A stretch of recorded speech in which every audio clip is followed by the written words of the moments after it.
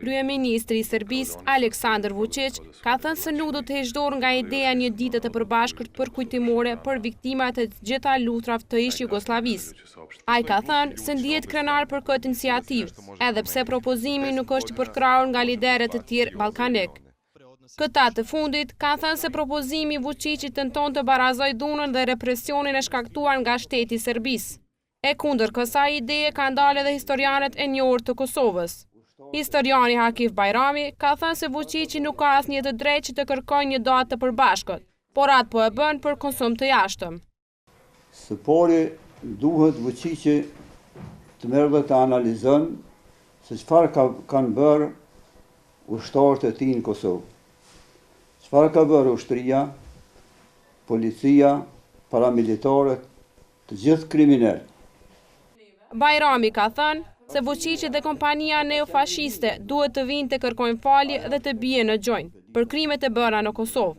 Si dhe shqiptarët, asnjëherë nuk do të pajtohen që serbisti falet gjaku i derdhur. Vučićin dhe Dačićin i quaj Gebels.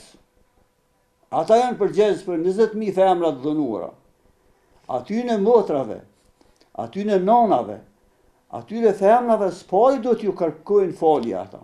Për kulën para viktimave, për kulën për para 12.000 viktimave civile që janë vrarë në mënyrë mizore dhe janë djegë kufomat.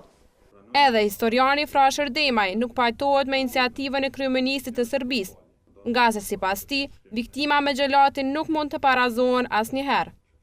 Kjo deklaratë është për konsum të jashtëm, sepse Serbia është pretendente për t'u antarësuar në Bashkimin Evropian. Sidoqoftë, edhe kryeministri Vučić, po edhe bashkia ndërkombëtare, politika dhe diplomacia ndërkombëtare kanë fare të qartë se asnjëherë nuk mund të barazohet viktima me xhelatin.